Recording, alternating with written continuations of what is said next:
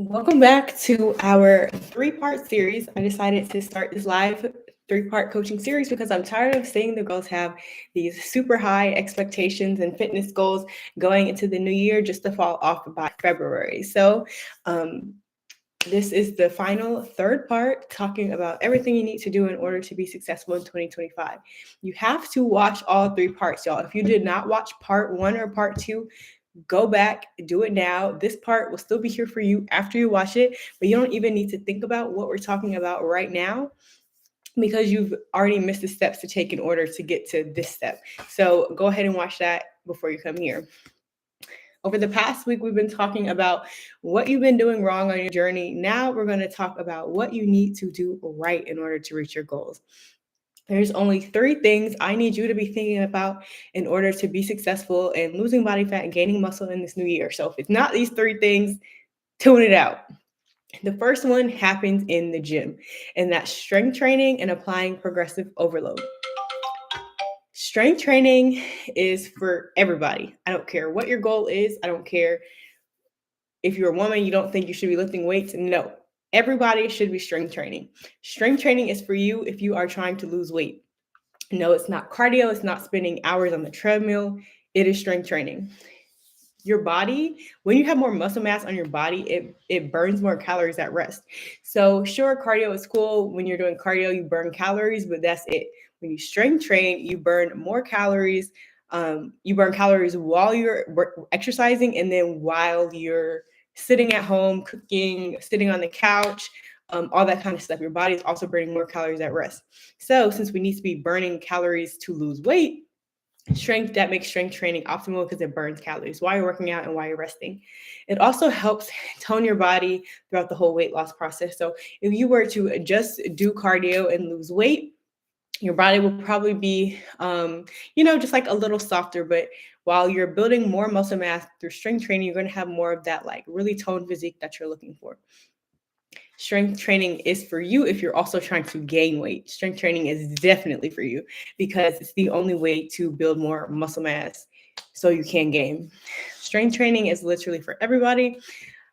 As we get older, our bodies, muscles, and tissues deteriorate over time. So this is why you may see older people limping or not being able to move around as well. We want to be able to build more muscle now. So when we get older, we're going to be able to retain that muscle mass that we have. We don't want to be not being able to move around. We don't want to be needing back, knee, hip surgery, all that kind of stuff. No, you want to give your body the best shot at being pain-free and mobile for as long as possible. So I don't care what your age is. You should be lifting weights in some capacity. In terms of strength training, you need to be applying progressive overload. Progressive overload is the concept of constantly increasing the tension on your muscles, in turn forcing them to grow. It is the only way to build muscle.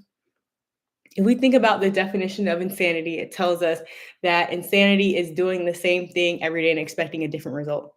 So if every time you go to the gym and you squat 100 pounds, what new result can your body achieve? It's insane, right? So there are 4 different ways to apply progressive overload. The most common one is to increase your weight. You should be increasing your weight every 1 to 2 weeks in the gym. There is no reason you're doing the same exercise at the same weight all month. I don't care if you're just increasing the weight by 2.5 pounds. You need to be increasing the weight every week to 2 weeks in the gym. Especially if it's a lower body exercise, your lower body can handle a lot more than your upper body can. So you definitely need to be increasing it on lower body exercises. Then another way, let me go back to this right quick. If you are doing, let's say, 10 squats in the gym, you get to 10 and you feel like you could do 12 to 15, the weight is too light for you. If on your last 2 reps, you should be like, dang, I don't know how I'm finna finish or do any more reps than I've already done. If you feel like you finished the set, it was a breeze, you could keep going, the weight is too light and you need to increase the weight. I don't care if your goal is to lose weight, you need to be lifting heavy enough. Number one, because the heavier you lift, the more your body is being exhausted, the more your heart rate is going to go up, the more calories you're going to burn. So regardless of what your goal is, you need to be lifting as heavy as possible every set, every training session. The next way to apply progressive overload is to increase your reps in your sets. So if you're doing 3 sets of squats, do 4 sets. If you're doing 10 reps, maybe do 12 or 15. The next way is to increase time under tension. So that could just mean holding position longer. So instead of doing regular squats, you may do pause squats, or you may do 1.5 rep squats. The last is to decrease your rest time. This normally applies to more things like HIIT. So if you're doing a HIIT circuit, maybe when you first started, you needed 5 minutes to recover in between sets. Now you only need maybe like 2 minutes to recover in between sets. So those are the 4 different ways to apply progressive overload. If you get to the gym and you just kind of feel lost, you walk in, you look around at the different weights, you try to remember the different exercises you saw your favorite influencer do on Instagram, but you just kind of get intimidated, you sit on a couple machines and you leave. Or if you're somebody that's been in the gym for months now and you kind of just do random workouts every time you go, but there's no real structure to it, and you just know there's a lot more progress out there for you to achieve, let me take the guesswork out of it for you. I program progressive overload into my clients' workout, so all they have to do is show up. If that's what you're looking for, go ahead, hit the description box, hit the link in there, and I'll help you get started in the new year. The next component we're going to talk about happens outside of the gym and in the kitchen. Of course, it's nutrition. We did a 20-minute deep dive on nutrition a couple days ago, so we're not going to go into it as in-depth today. Like I said, you need to go back and watch that replay. Weight loss and weight gain comes down to a simple science. Nothing more, nothing less. It's simply calories in versus calories out. We've been talking about this the past couple of days. So for a second, I'm going to talk to my ladies that are in here for fat loss right quick. When you're trying to lose body fat, you have to eat less calories than you burn in a day. That's also known as a caloric deficit. So the only way to know that you are in a deficit for sure, to be super positive about it, is to track everything you eat.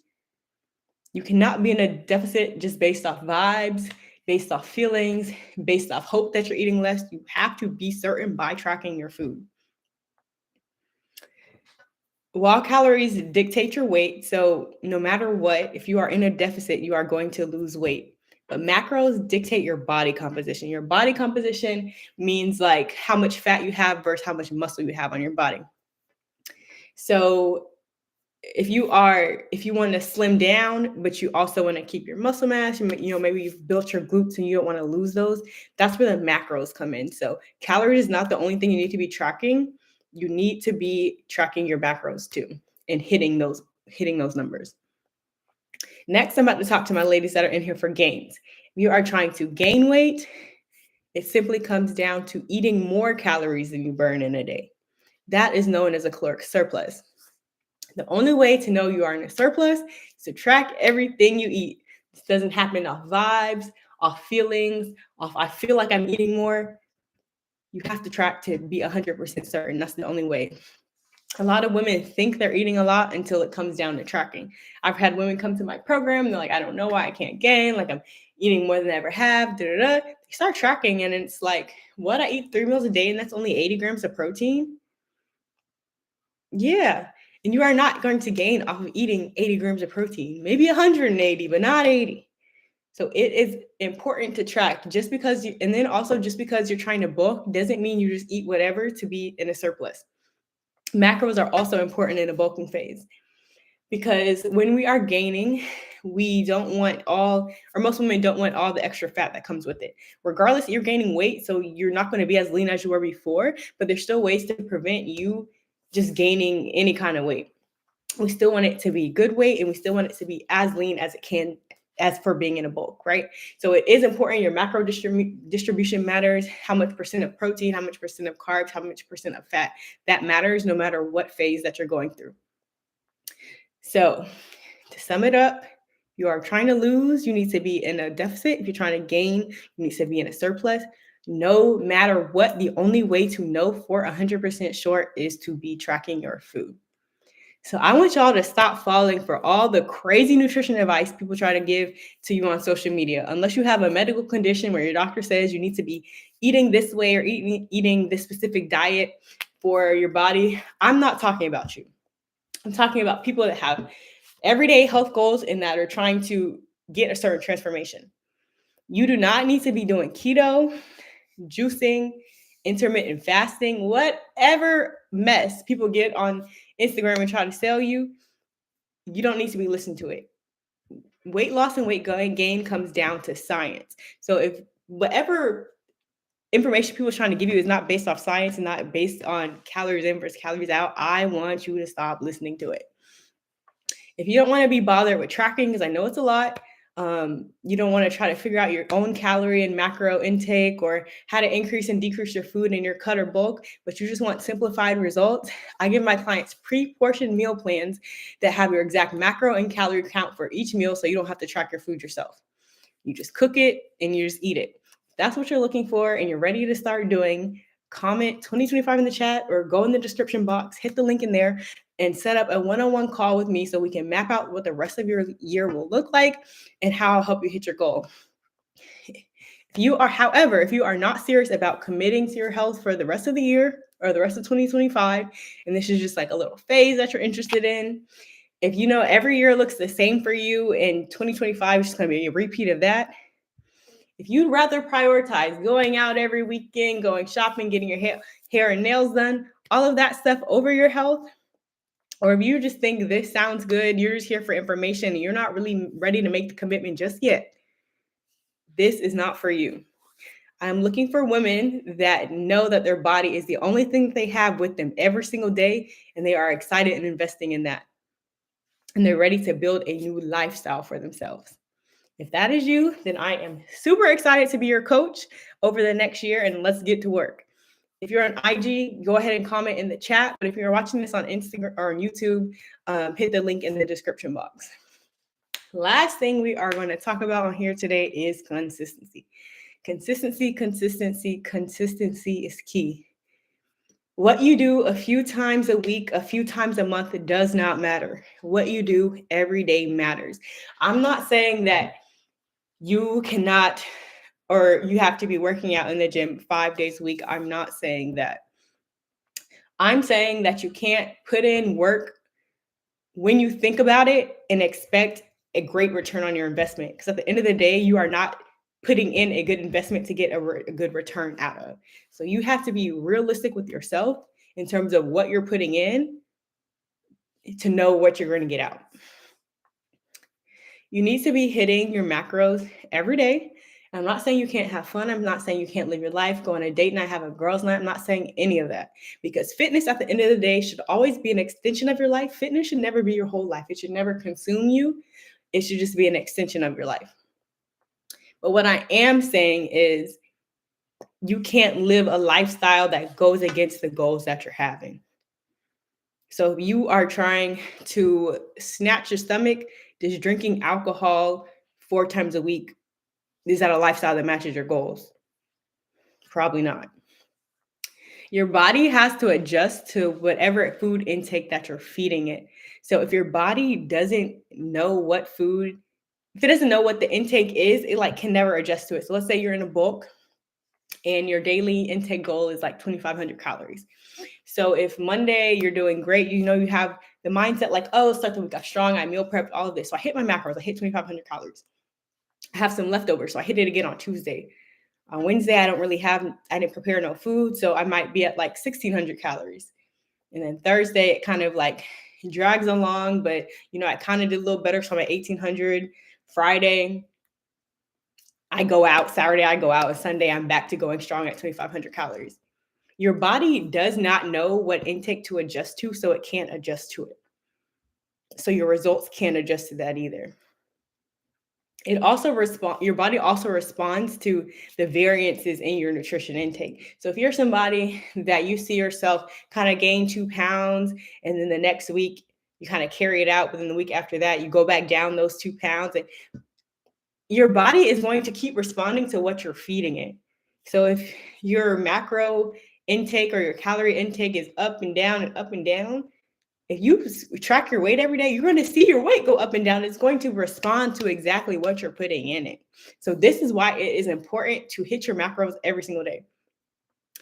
Just 2 weeks, 2 times a week. And when you think about it, it does not cut it, y'all.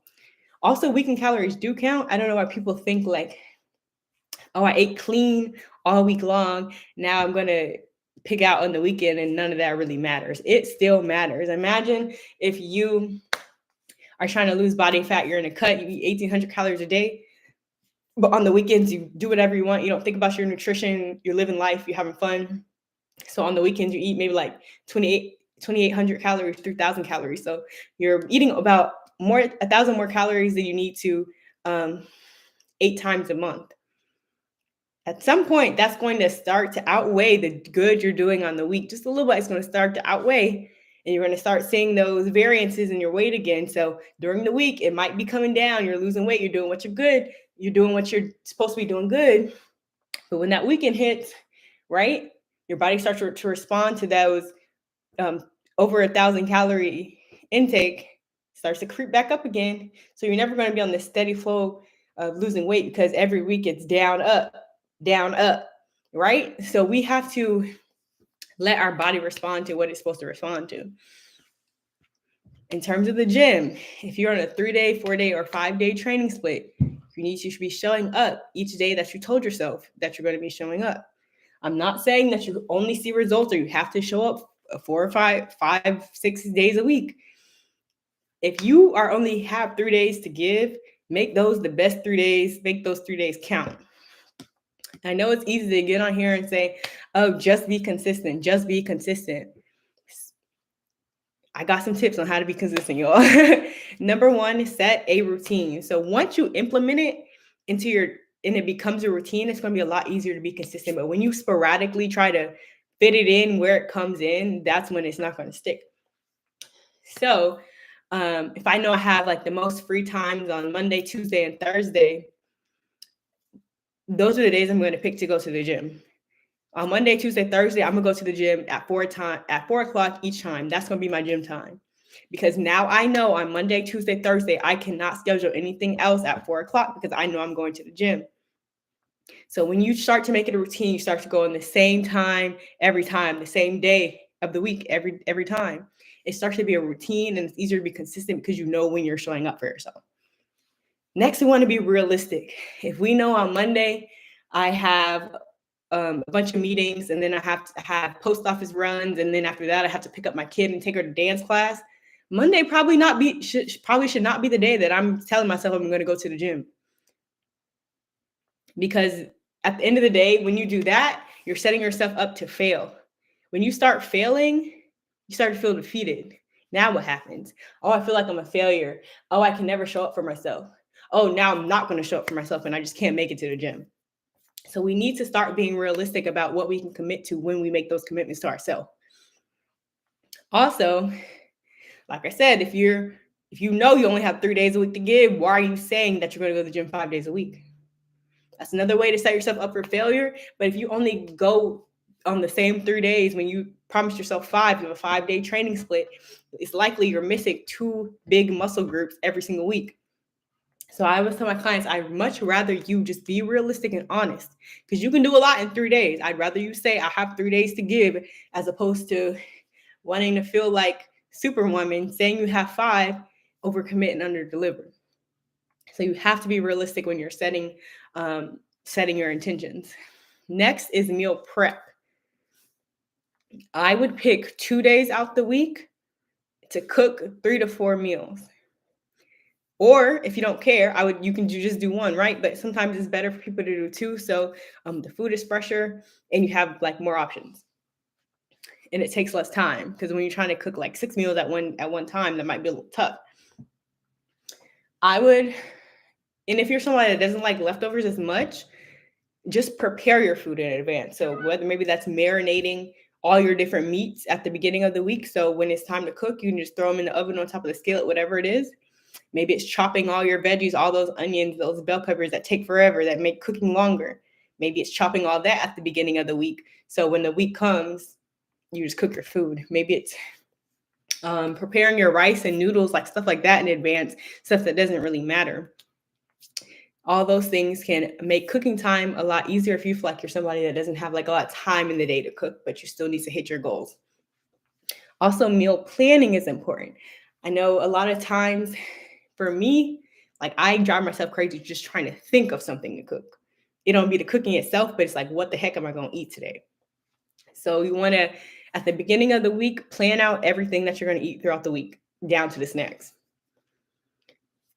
I know a lot of times we can like drive ourselves crazy thinking about what to eat. Now we didn't spend 2 hours trying to think what we're going to cook. We didn't think of nothing. Now we're on our way to Chick-fil-A. So you want to plan your meals in advance, and don't just plan them. Make sure they fit into your macros for the day, because there's no point in writing all of these meals down and then you're still didn't hit your macros. That's just crazy. So you want to, when you're planning them, write down like the portion sizes of everything that you're eating so they can still hit your macros. Also, this goes back to being realistic. Don't plan all this stuff if you know you got that long day on Monday. Why are you planning a big meal to cook? It's probably not the most realistic thing to happen, right? So we want to be realistic. Why do you have 3 pasta dishes throughout the weekend? You know you ain't got no noodles and you're not gonna go to the store. We want to be realistic when we were making these plans, y'all. The last thing is to get accountability. Sometimes it's not so easy to show up for ourselves and keep our own word, right? Sometimes you do need somebody outside of you that holds you to a higher standard than the standard that you hold yourself. At least in the beginning, at least until you are at the place where you show up for yourself. Sometimes we do need someone else to help us out, and that is okay. There's nothing wrong with getting and accepting help. Even if you are like if you feel like you have it all figured out, and it's not, I promise, it's okay to get help, y'all. Over the past week, I've given you all the tools you need to be successful going into the new year. Now it's just up to you to apply it. If you've listened and watched all the 3 parts, cool. I'm proud of you for showing up for yourself. But what are you taking away from this? What are you changing in your routine to make 2025 different than any other year you had so far? I really want you to think about that for a second. You have 2 more days until the new year to really lock in and come up with a plan to be successful. If you need me, I'm here for you. I have that plan. It's been working for my clients for the past 3 years. All you have to do is check my page and it'll work for you too. You just have to commit to the plan. With that being said, I'm enrolling women into my program until January 6th. That's until next Monday. So to the ladies out there, you've been doing the same thing year after year and you still haven't hit the change that you wanted to see, and you refuse to end 2025 in the same place that you are today, there is a spot for you in my program. I am here for you. I'm going to work with you one-on-one to ensure that that does not happen. So go ahead and click the link in the description box. Sign up for your one-on-one call and we're going to get started, y'all. I will see y'all in the new year, and I hope you guys all took away something great from this 3-part coaching series. Bye, y'all. Happy New Year.